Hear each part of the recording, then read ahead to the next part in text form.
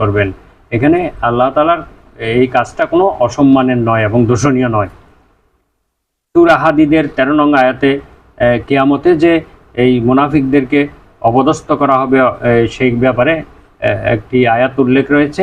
সূরা হাদীদ 13 নং আয়াত, আল্লাহ বলেন, ইয়াউমা ইয়াকুলুল মুনাফিকুনা ওয়াল মুনাফিকাতু লিল্লাযীনা আমানু নজুরুনা নাকতাবিস মিন নূরিকুম।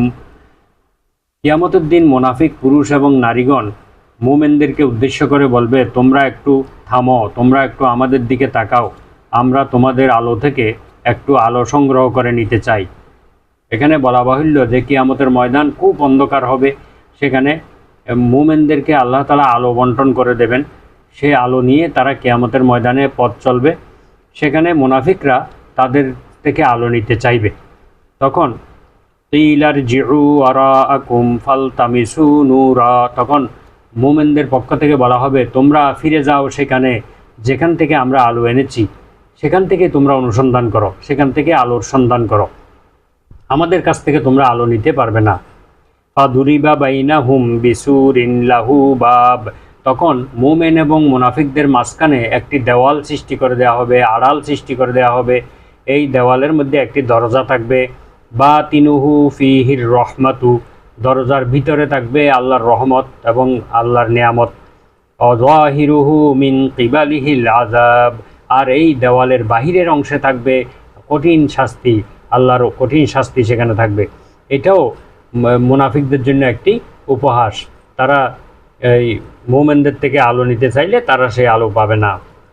তো 16 নম্বর আয়াতে আল্লাহ তাআলা বলেন, উলাইকাল্লাযীনা ইশতারাবুদ দালালাতা, উলাইকা তো সেই সকল লোকেরা যারা ইশতারাউ ক্রয় করে নিয়েছে আদ-দালালাতা পথভ্রষ্টতাকে বিল হুদা হেদায়েতের বিনিময়ে।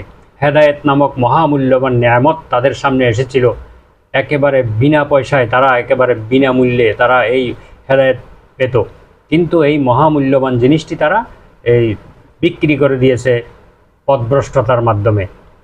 তো আল্লাহ তাআলা বলেন, ফামা রবিহাত তিজারাতুহুম, তাদের এই ব্যবসা লাভজনক হয় নাই, ওমা কানু মুহতাদিন, তারা হেদায়েত প্রাপ্তও হয়নি।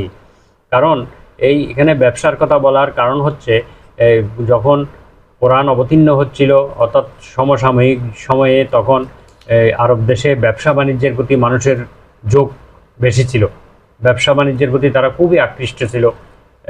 তো তারা ব্যবসাকে খুব ভালো বুঝত, এই জন্য ব্যবসার সঙ্গে তুলনা করা হয়েছে যে তাদের এই ব্যবসাটা লাভজনক হয় নাই। সর্বযুগে মানুষ ব্যবসার কথা বললে একটু